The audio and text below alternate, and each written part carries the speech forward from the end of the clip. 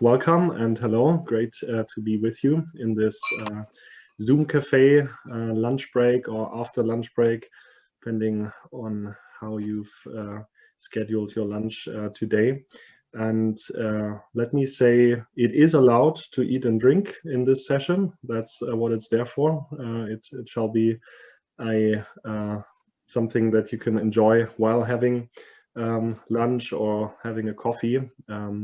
So this is highly welcome. And from my side, I can say my name is Matthias. Phil, we haven't met before.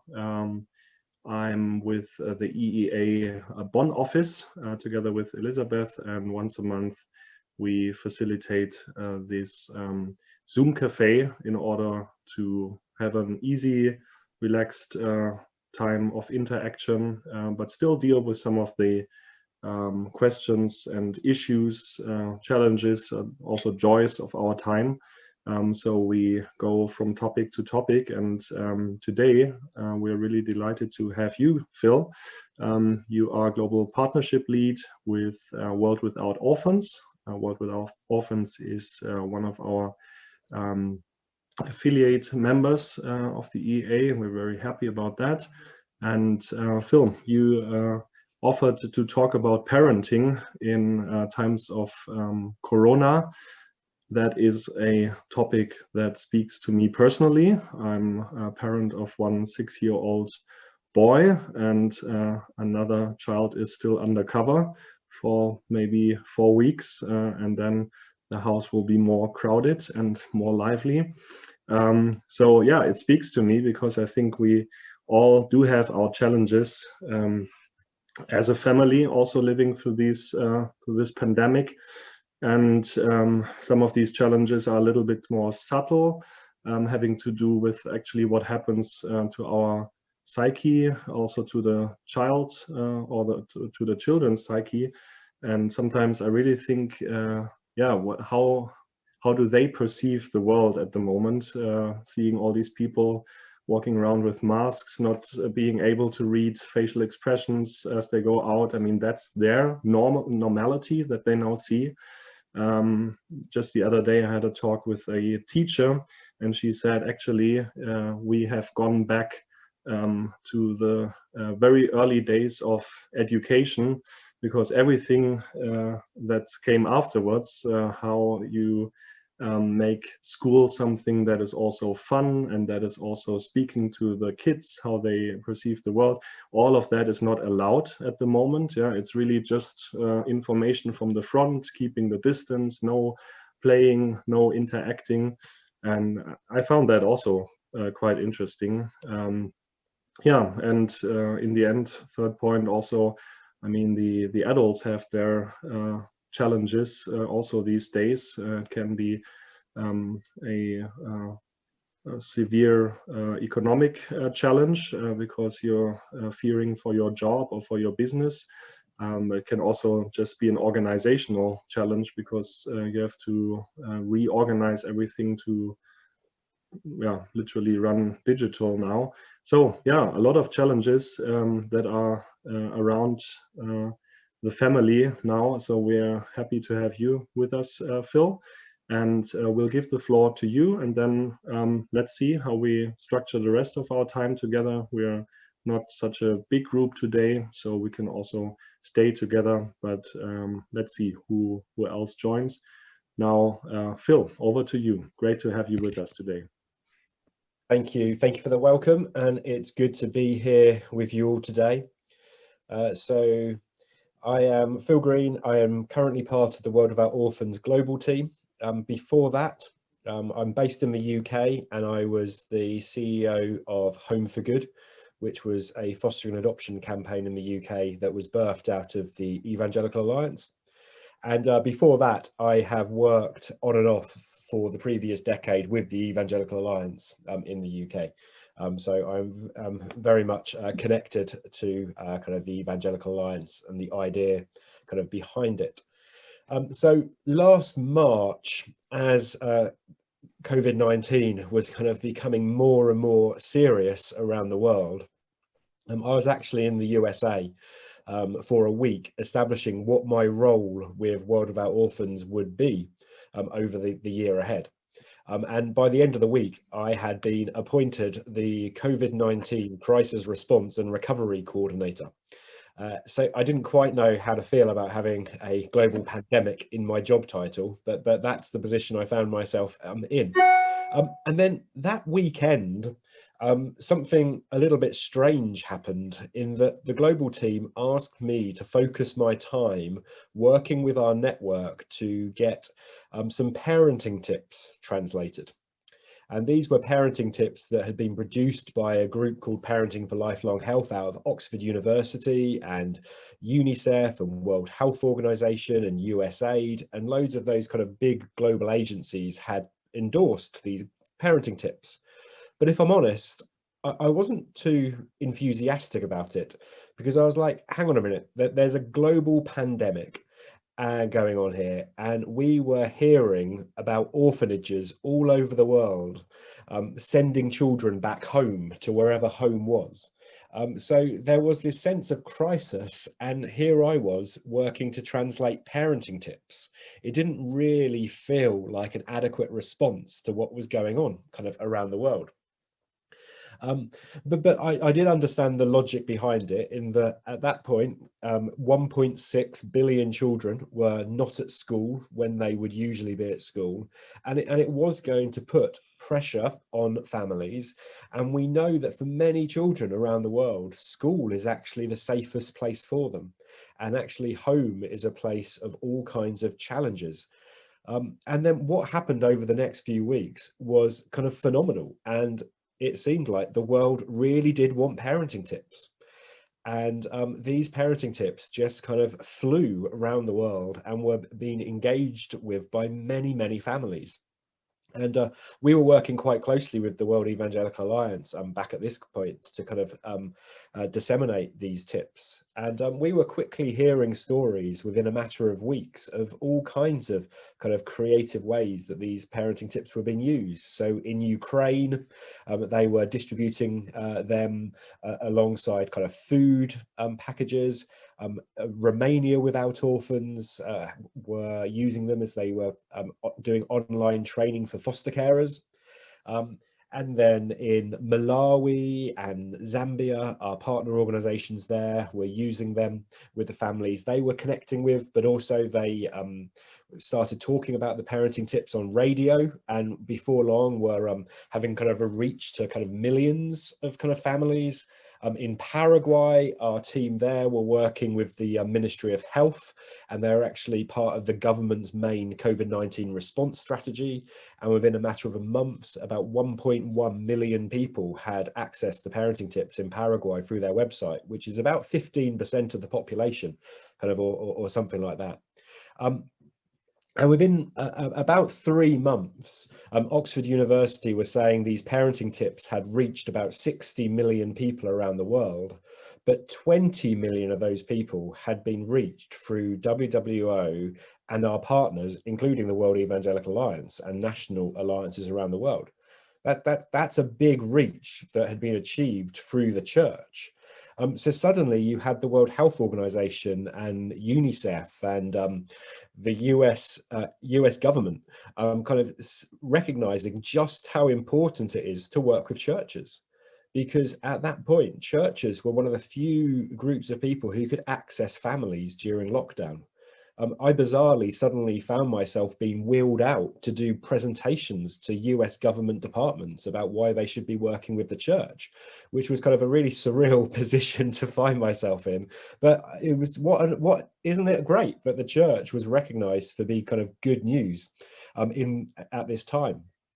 As a result of that, and also because whenever other groups were talking about these parenting tips, particularly in kind of an African context and also kind of a Latin American context, one of the things they kept hearing was, it would be amazing if these parenting tips were linked to Bible passages. They'd be so much more usable if they were. So again, found myself in a slightly bizarre position when Oxford University and were asking me to write a guide for church leaders and link their tips, which are really evidence-based scientifically, to the Bible. And so I did. Again, I was working very closely at this stage with Rebecca Alaska at the World Evangelical Alliance to kind of produce this pack, which is now kind of part of Oxford University and the Parenting for Lifelong Health's kind of approach to get these parenting tips to a wide number of people as possible.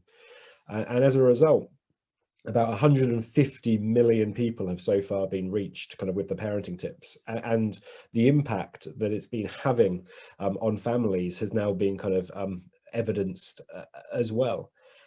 And I think what's been kind of remarkable is just how simple the parenting tips are. They're not complicated, but that's kind of been how they've been so successful, and they've been easy to translate, easy to work in countries across the world. It's kind of reduced the kind of the cultural barriers of the tips kind of no end as well. And we've come across several churches around the world who that they were recognizing that families were really struggling, and they wanted resources, and therefore we were able to provide them with resources. But in other contexts, we've recognized that previously church leaders would not dare to talk about parenting with families in their congregation. Like, for many church leaders around the world, kind of what went on in people's home was kind of not a topic they really wanted to get involved in, for whatever reason, often cultural reasons far more than theological kind of reasons.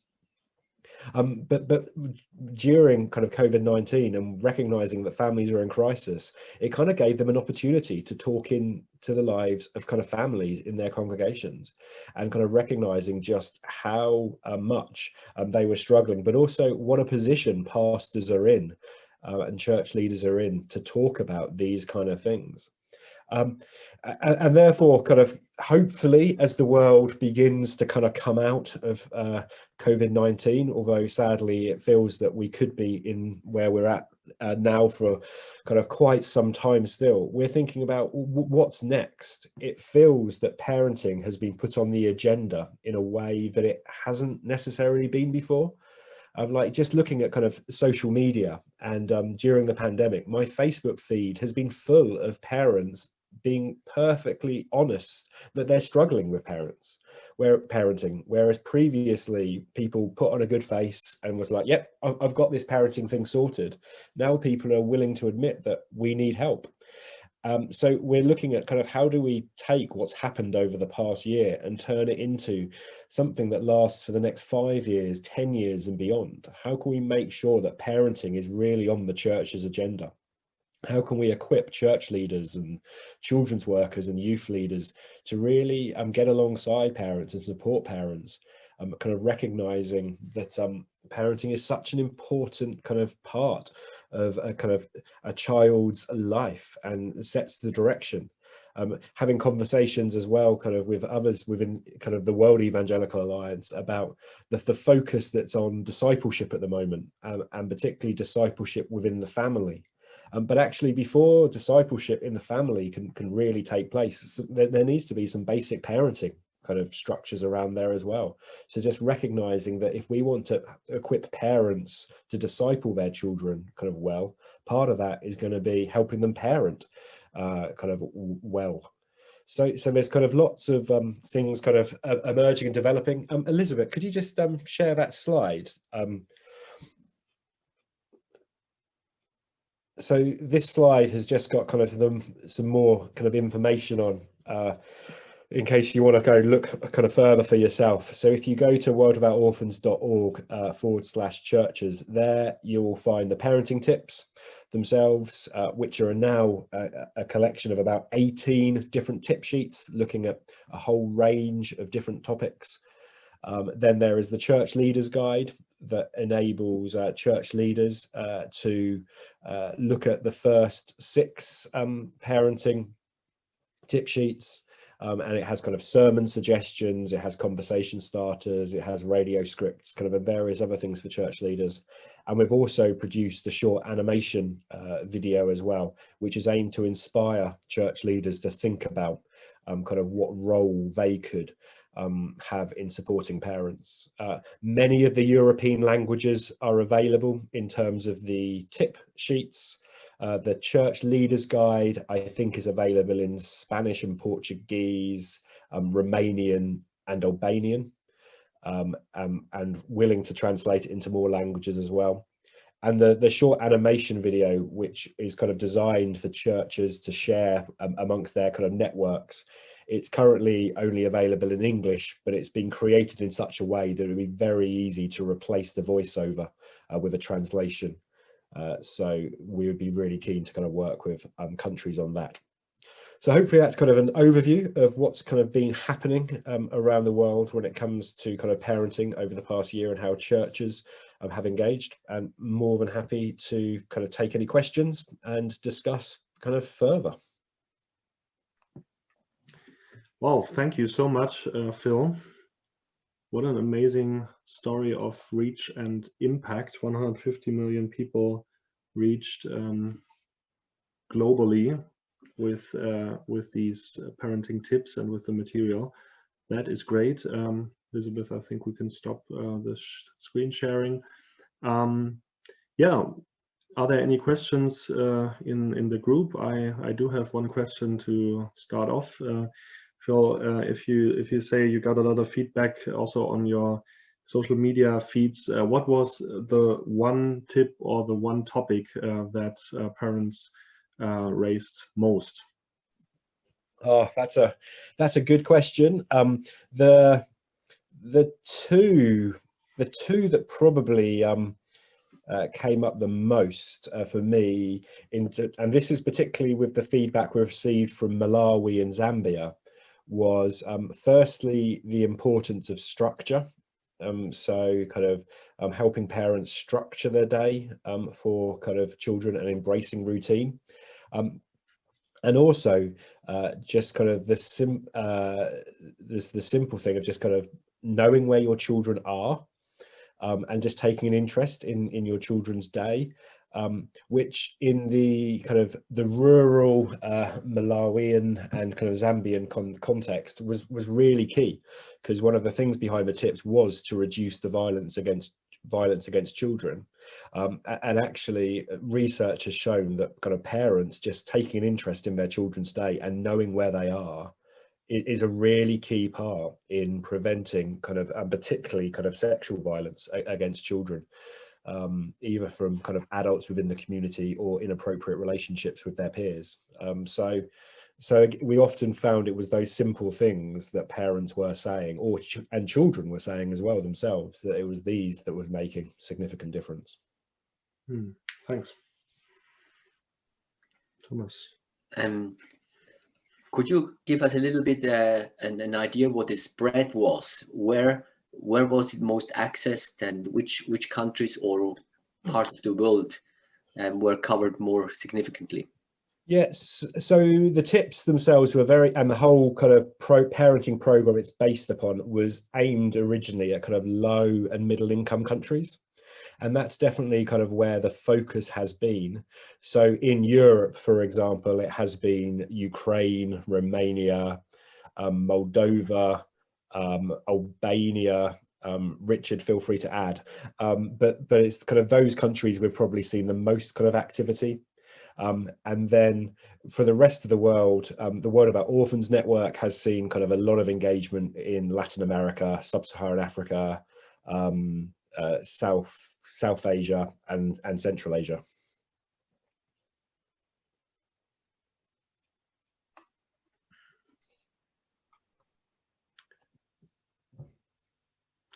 Hello, Paul. Yeah. Thanks for joining. Okay. Jumped in as I could. Yeah. We've already heard Phil speaking, so we're now in the discussion or question and answer. Jan. Yeah, thank you.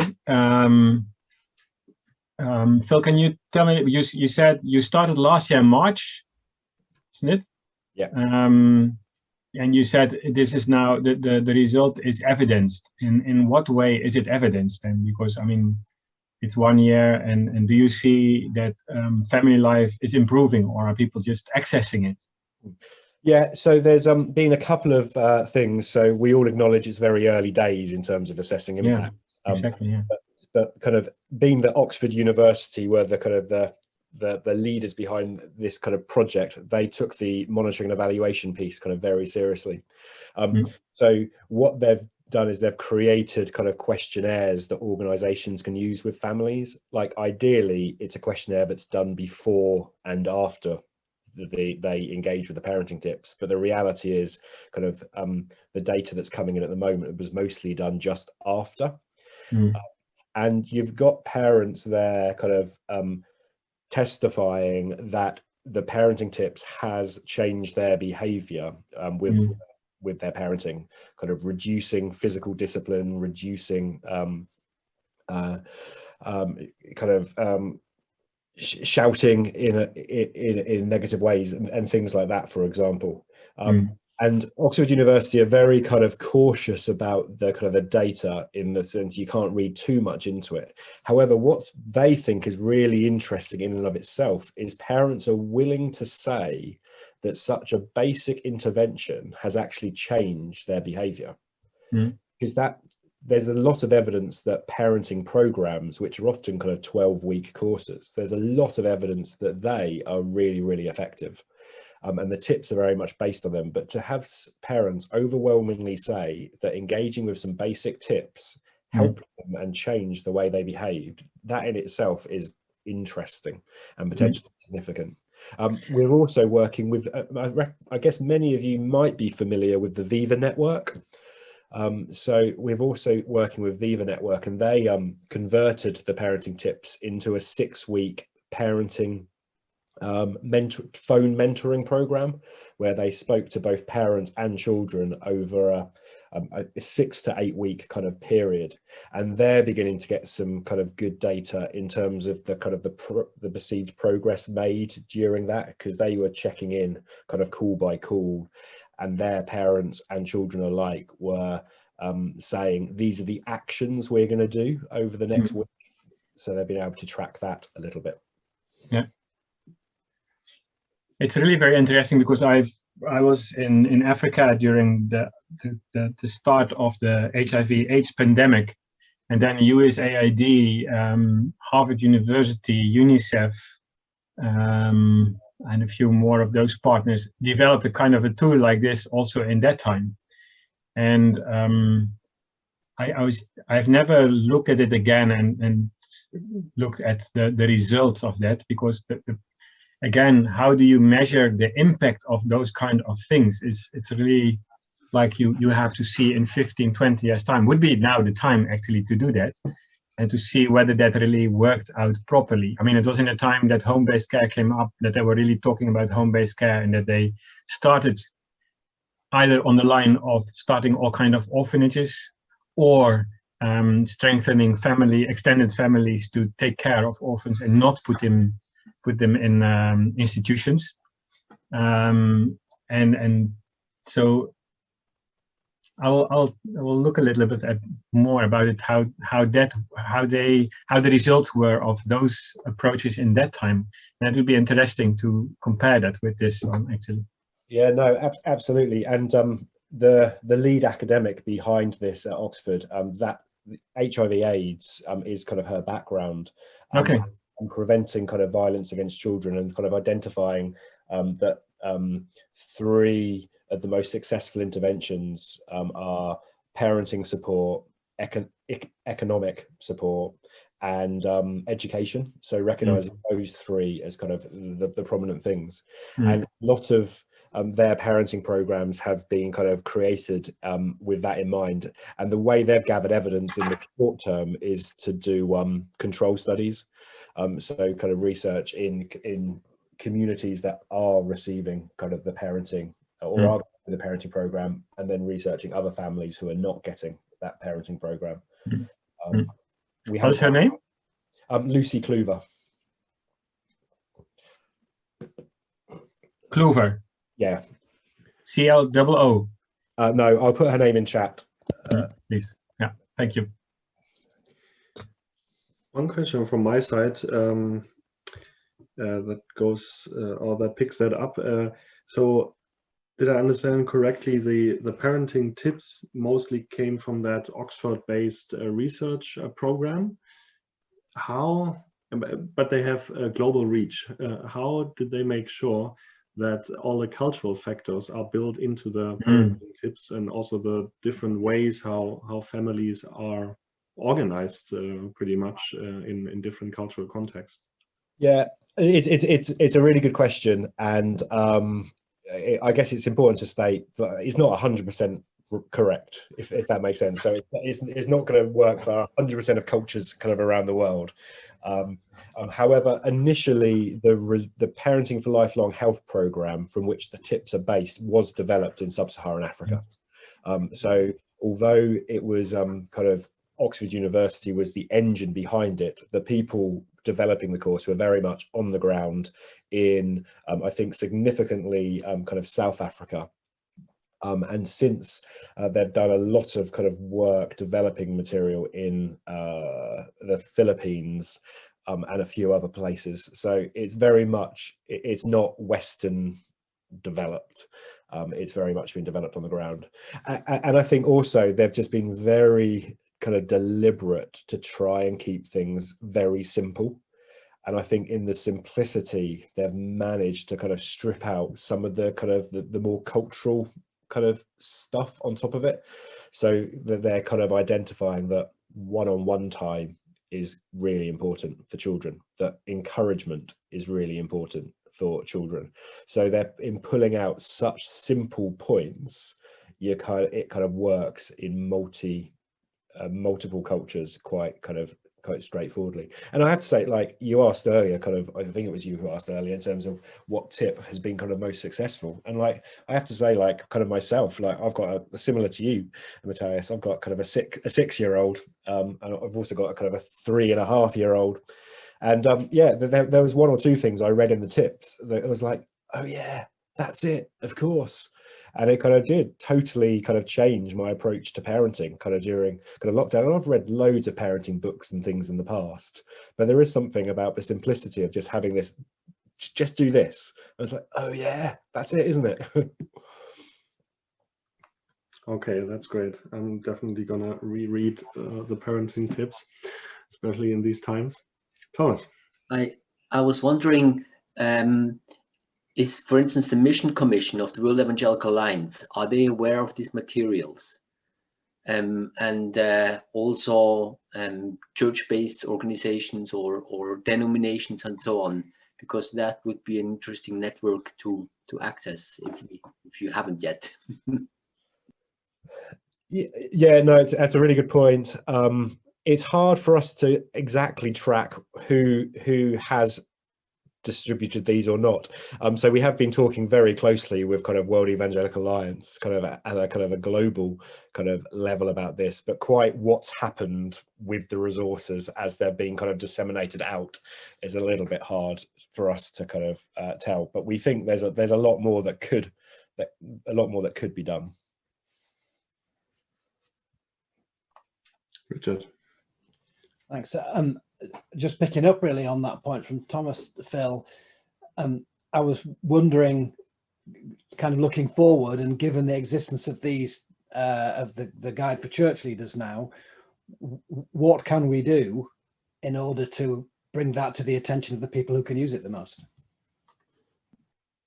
Yeah, no, that's a helpful question, kind of, Richard. And the other thing I haven't mentioned is there are a lot of other resources kind of in the pipeline being created at the moment. So there's kind of parent text, parent app. So parent text is very much kind of designed for low resource settings where there's not smartphones. So kind of you get parenting tips texted kind of to you. And then there's also kind of parenting app, which is, again, it's designed for not to have constant internet connection, but it is more kind of app based, and there are going to be kind of discussion support groups kind of built into it as well.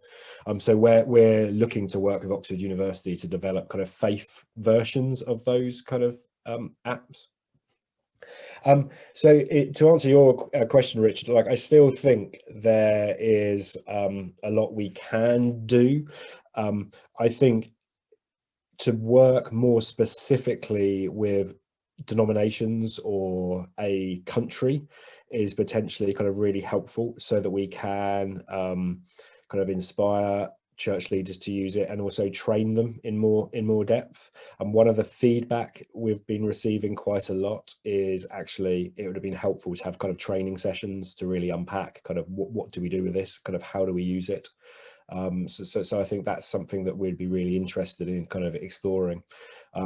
So kind of taking Albania, for example, where they have been quite methodical in trying to disseminate the church leaders pack kind of throughout their networks, kind of thinking how we could do that in other countries, I think is the kind of the logical kind of next step.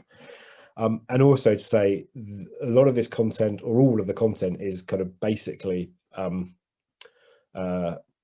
it's not open source in that sense, but it's there's no copyright kind of attached to it, so people can take it, repackage it, and kind of put it into their own kind of resources. So some of you may have heard of Family Fit, the initiative from the kind of Global Children's Forum. So they're kind of taking some of the material now and kind of weaving it into what they're producing. So I think there's kind of options kind of like that as well. As a follow-up, because you mentioned Albania, because I have the inside track, I'm obviously aware that we gave some small kind of practical and financial support to Albania to do the translation and dissemination in their country. I don't want to lay a burden on you too much, but I'm just kind of wondering what kind of support might be available to countries. Yeah, so we are now involved in a funding proposal with kind of Oxford University again, and part of that would be looking to get kind of micro grants for countries to cover some of those kind of costs. So that's our kind of hope. Where it will go, we don't know, but World of Our Orphans definitely wants a little bit of budget to enable countries to implement this in the best way for them.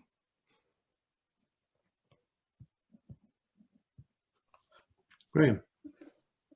This is a little bit, it's not on the children's track quite so much, but one of the things that occurs to me about the success, and you mentioned it really, is that it's a very simple thing that you set out to do, and it's been very, very successful. And it just makes me wonder whether one of the takeaway lessons for us is that we do have a great tendency to overcomplicate things as the church and as Christian organizations. Jesus always managed to keep things quite simple, and I think we somehow developed a gift of making things too complex. You got any reflections on that, either in this instance or in general terms?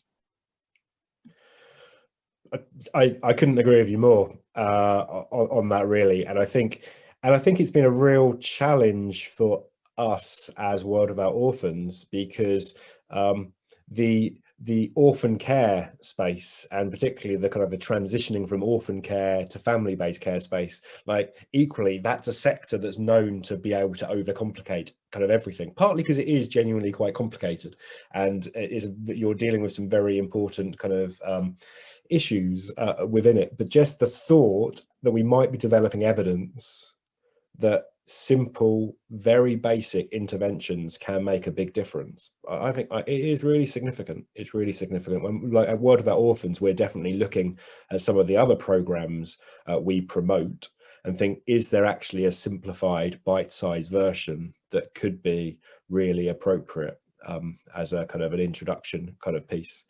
And I think for me as well, the changing attitudes and the inspiration piece, and the kind of the changing perceptions, changing culture, all of those kind of ideas, that they're a really important part of all of this. And actually, for me, this thinking in the Philippines, they're seeing this now, and it's been a comment in both Malawi and Zambia as well. I mean, it's changing the attitude of church leaders to talk about an issue that they never talked about before. And the tip sheet was just a very simple tool that's triggered that big shift in attitudes. The attitude shift is way more important than any program in the long run. Because if you've got church leaders willing to support families and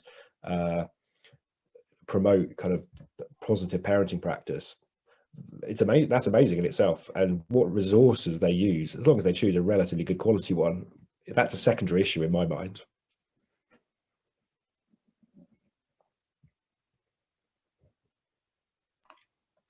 What I also found quite interesting and quite fascinating, Phil, was when you said suddenly the US government was listening to you and the UN was listening to you, and suddenly everybody wanted to hear what you have to say because the church was relevant. And this also brings me back to actually a similar point that Graham has raised. Sometimes we're overcomplicating our thinking in terms of how can our message be relevant to the world, and we devise all kinds of great schemes and outreach programs. Maybe sometimes it would help to refocus on our core abilities and core strengths, our core setup. What is the church essentially for people outside the church? If they look at it, what do they see? Maybe they don't see so much the content side or the message side, but they see what societal function it actually has. And if we focus on that function, then we get a platform for our message. Sorry, that was more of a comment than a question. Just picking up on the thing you said at the beginning there, that I think it's great that churches are being increasingly, I think it's fair to say, recognised for as partners in development. It's great that UNICEF and World Health Organization are taking churches seriously, things, but therein does lie a load of challenges, in that churches are feeling pretty stretched at the moment, church leaders in and of themselves. And I think we're very aware that if the entire development community suddenly bombards churches with requests to run this program and that program, that's going to be a problem and counterproductive. So I think it's a really interesting kind of role for us, maybe as a group, like, how do we help church leaders think this through, recognizing that they can't do everything. And I think what was encouraging for us about the parenting tips, it felt less about us forcing people or begging people to do this resource. It was more that church leaders were recognizing the problem in their community, and suddenly we provided them with the exact resource they were looking for. So that felt kind of really positive. But we're also very aware that we do have the tendency to jump up and down saying this issue is really, really important, you need to do something about it, not recognizing that the church leader has 100 people just like us doing the same for different issues. So I think there is something there that's really important to kind of wrestle with. Yeah, good point. I mean, we wrestle with this in the European Evangelical Alliance, I would say. We have thematic networks and all of them are great. All of them think we have the topic that church leaders should preach about. So actually, as a church leader, you can fill your annual calendar just with the focus topics of what the network leaders tell you.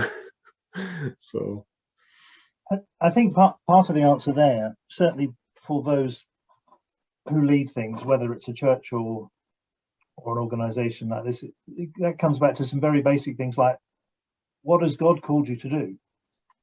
The people like WWO, your focus is children, parenting, that whole area. You're not probably going to jump into self-driving cars or something like that. That's not going to be important. An interesting issue though that might be, that's not going to be what you're going to pick up on. And I think the difficulty that any leader faces, and perhaps particularly church leaders, is that we can become motivated by the wrong things. We become motivated by the demands around us rather than the call upon us to meet a particular need. And again, we can see it clearly how Jesus modeled this. I'm not going to explain that because you all know these things well enough. But perhaps the biggest help we can be is to say, look, here's an example of something that's worked really well because people had a clear focus and they knew this fitted in with their focus, and they've learned something interesting through this. So what from that can you learn that will help you in your particular situation, not to rush off in 100 different directions, but to pick on one or two and say, yeah, we feel called to do this, we've got the resources to do this, and we want to see improvement in this area. And the other things, we just can't do those at the moment. Let's concentrate on what we can do. Thomas. I think we have quite a few networks here now on the call. And one thing which I think is so important is to recognize these other networks and say, hey, if we need something on education, teachers and education, we go to Eureka. If we need something on the disabled, we're not going to develop it ourselves, we go to Therese, and so on, you know, and that's actually the beauty of networking. And what I try to stress time and again, don't develop stuff which is outside your expertise. Look around who is the expert and get it. And that's why we have had a roundtable some weeks ago. That's why we put a lot of effort into these networks, making sure they know each other and know each other's resources and can help each other.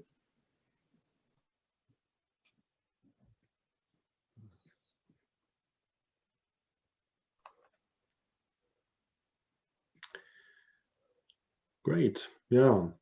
Looking at the time, I don't think it makes sense to go into breakout rooms now anymore. Or is there the wish to interact in smaller groups? We can do whatever you want, or we can stay here, or we can close. So I mean, this is really our session, our time together.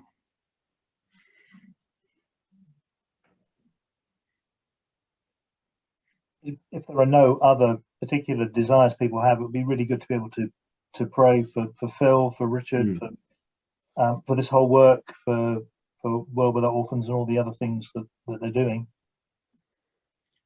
Yeah, great. I mean, yeah, we have time, so let's have a prayer time even together. So whoever wants to join in, feel free.